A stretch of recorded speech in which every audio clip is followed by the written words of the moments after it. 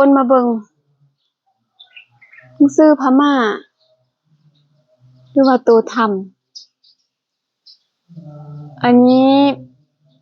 ศิลาจารึกประวัติความเป็นมาของวัดหัวเวียงวัดหัวเวียงชื่อเดิมว่าวัดกราบทักทายสบายดีและสวัสดีพ่อแม่พี่น้องโอ้คือสุคนมาพบพอกับปอและดาเช่นเก่าเช่นเคยนี่ปอมาเที่ยวเชียงของจะพาไปชมวัดเชียงของทุกคนเบิ่งอยู่ไซจังหวัดใดอย่าลืมคอมเมนต์บอกปอเด้อฝากกดไลค์กดแชร์กดติดตามเป็นกำลังใจให้ครูออเด้ฝากสนับสนุนช่องของครูออโดยการบอกข้ามโฆษณาเนาะขอบคุณขอบใจหลายๆขอบคุณทุกกำลังใจจากพี่น้องชาวไทยทั้งในและก็ต่างประเทศเนาะพี่น้องชาวลาวที่เข้ามาให้กำลังใจครูออคลิปที่แล้วครูออไปโรงพยาบาลเชียงของฝั่งไทยเพื่อไปกวดครูออไปกวดเกี่ยวกับโรคหัวใจเนาะแล้วก็เย็นมาเลาะเที่ยวเพื่อสูดบรรยากาศเลยพาทุกคนมาเที่ยวชมวัดหัวเวียงอยู่อำเภอเชียงของเนาะพอมาเชียงของตลอดแต่ว่าบ่เคยเข้ามาชมวัดนี่เนาะนี่เป็นครั้งแรกครั้งทำอิฐที่โกได้เข้ามาชมเห็นแต่อยู่นอกเนาะพอเข้ามาโอ้โหสวยสดงดงามทุกคนอยากให้ทุกคนได้มาเที่ยวชมน้ำกันสีไม้ลายมือของพี่น้องชาวไทย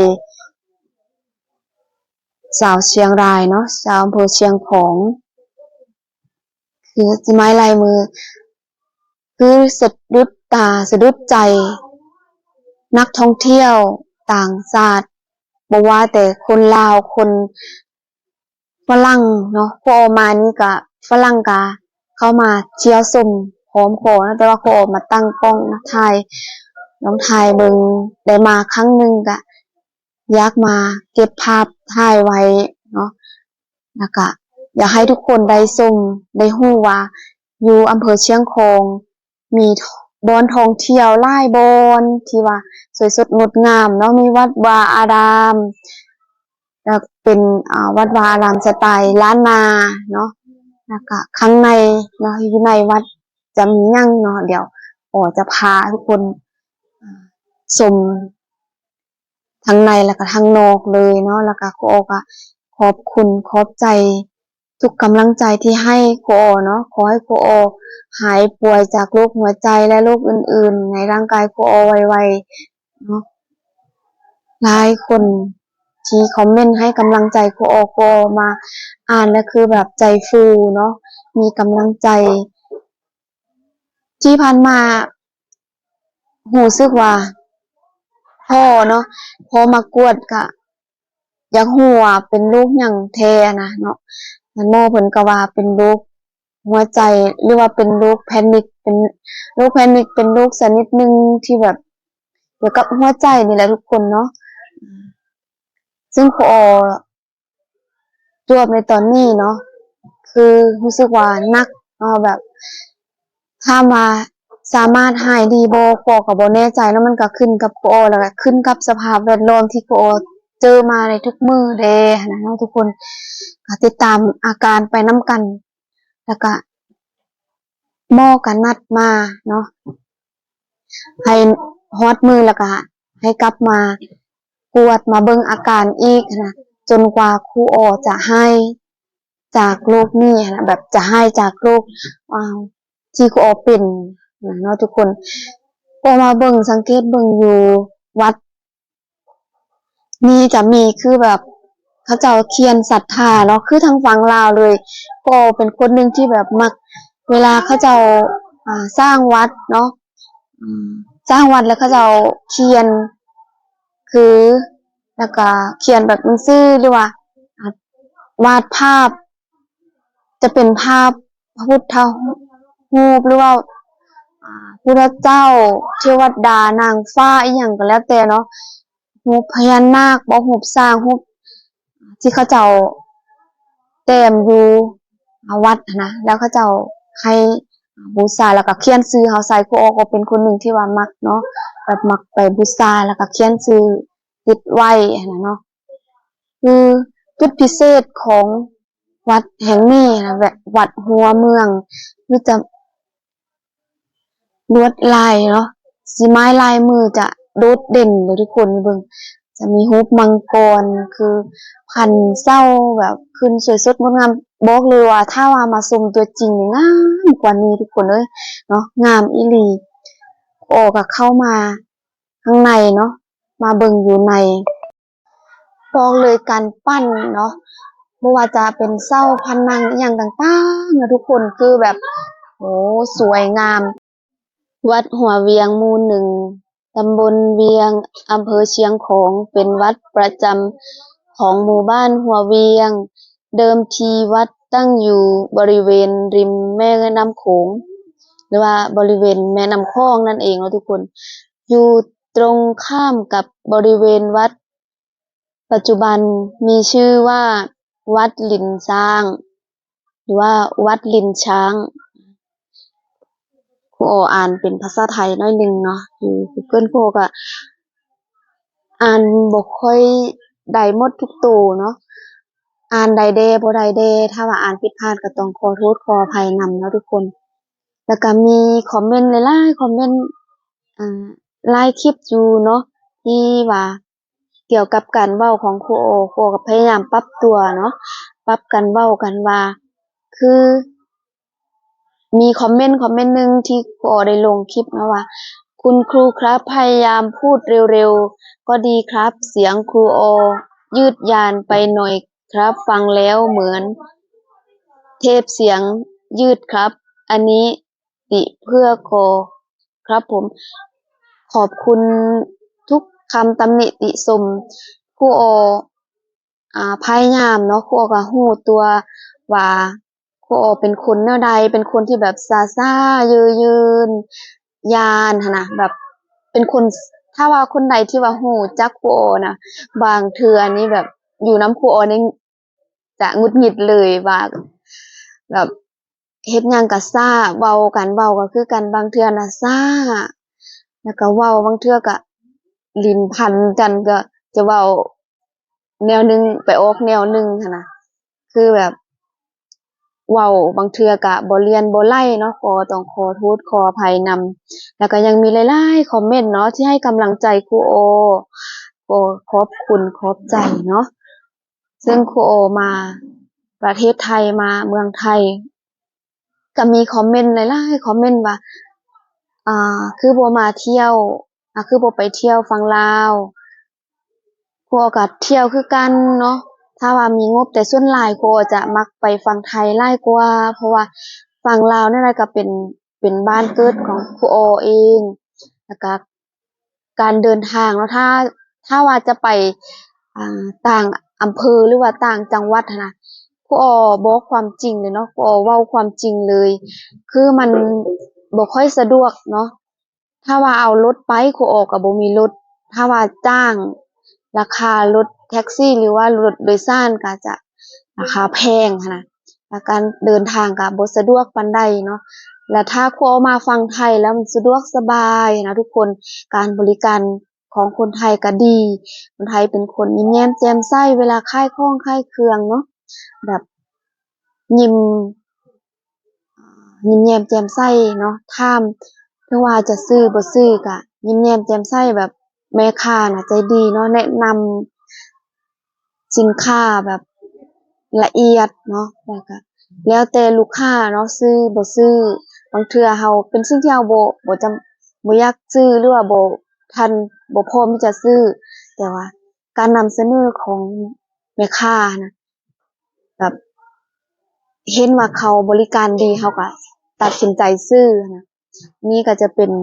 จุดหนึ่งเนาะที่ครูโอมักมาฝั่งไทยแล้วก็มาเรียนรู้เกี่ยวกับหลายๆสิ่งหลายอย่างเนาะแล้วก็การเดินทางก็ค่อนข้างสะดวกสบายและอีกอย่างก็เป็นต่างประเทศขนาดฝรั่งต่างชาติอยู่ ต่างทวีปเขาเจ้ายังจองตัวเนาะหรือว่าปีเหือปียุ่นหั้นนะข้ามฟ้าข้ามทวีปฟ้าข้ามแม่น้ำมาเที่ยวประเทศไทยเนาะแล้วครูออก็เป็นคนหนึ่งที่ว่ามักไป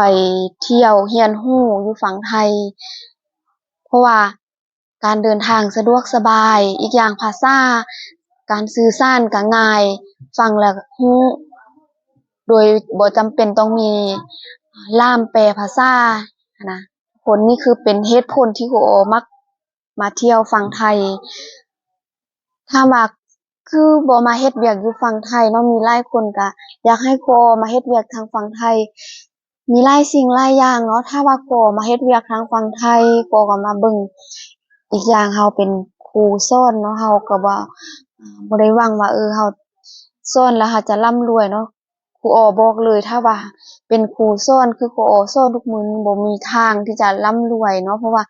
เราสอนเงินเดือนเราก็คือเรารู้นั่นแหละ แล้วก็อีกอย่างก็เฮาสอนด้วยใจมักใจรักเฮาสอนเพื่อว่าอยากถ่ายทอดความรู้ของเฮาให้ลูกให้หลานเฮาในอนาคตเพราะว่าอนาคตข้างหน้าอนาคตของประเทศชาติบ้านเมืองจะเป็นอะไรก็ขึ้นกับครูปัจจุบันแล้วก็ขึ้นกับเยาวชนหรือว่าเด็กน้อยลาวในปัจจุบันเนาะ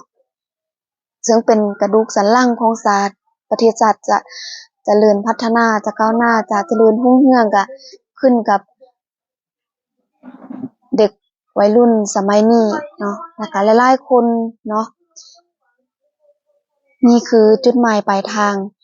ที่ว่าเราเห็นนี่คือฝั่งลาวเด้อทุกคนนี่คือวัดจอมเข้าพอยืนอยู่วัดหัวเวียงอยู่ฝั่งไทยแล้วก็เห็นวัดจอมเข้าทางฝั่งลาว ถ้าว่าครูโอพักเสียงนี้ถ้าว่ามีเสียงแทรกซ้อนครูต้องขอโทษขออภัยตอนครูโอมาถ่ายอยู่นี่เนาะก็คนก็บ่หลายครูโอก็เลยถ่ายไปนำพากไปนำแต่บ่ฮู้ว่าเสียงมันหายไปใดแนวใดครูโอก็บ่เข้าใจคือกันบ่ฮู้เนาะงงมาเปิดฟังเสียงหายครูโอก็เลยเอาเสียงมาพากใหม่ก็เลยเอามาพากเป็นเสียงใหม่แบบนี้หั้นนะทุกคนเนาะ เป็นอะไรก็อดทนฟังเนาะให้กำลังใจครูสาวลาวที่มักหักในเมืองไทยเนาะก็อย่าเฝ้าเบื่อกันเด้อที่มักมาประเทศไทยตลอดแล้วก็มาถ่ายสถานที่ต่างๆอยู่ประเทศไทยถ่ายความเจริญรุ่งเรืองทางฝั่งไทยเพื่อเอาไว้เบิ่งขอขอบคุณเนาะที่ว่า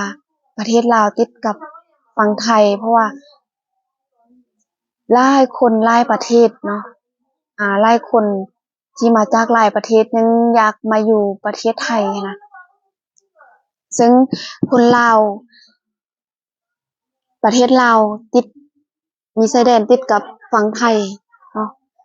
ฉะนั้นครูอ้อเองก็รู้สึกว่าโชคดีเนาะถึงจะบ่ได้เกิดมาเป็นคนไทยแต่อย่างน้อยเราก็ได้มีชายแดนติดกับประเทศไทยนะที่แบบภาษาเว้าสื่อสารก็สะดวกสบายเนาะบ่ต้องใช้ล่ามแปลภาษาก็สามารถเว้าได้ฟังออกมาเที่ยวแบบสบายใจบ่ย้านว่าอาจจะหลงทางหรือว่าจะบ่เป็นตาย้านเนาะทุกคนไปประเทศไทยผู้คนก็ยิ้มแย้มแจ่มใสบ่รู้หยังเราก็ถามเขาเจ้าเนาะถามทางใดถามทุกสิ่งทุกอย่างที่เราอยากรู้เนาะเขาเจ้าก็จะบอกเราเขาเจ้ายินดีต้อนรับนักท่องเที่ยวบ่ว่าจะประเทศใดเนาะอันนี้คือสิ่งที่ครูโอรู้สึกว่าดีใจแล้วก็ภาคภูมิใจแล้วก็อยากเอามาเป็นแบบอย่างเนาะการต้อนรับ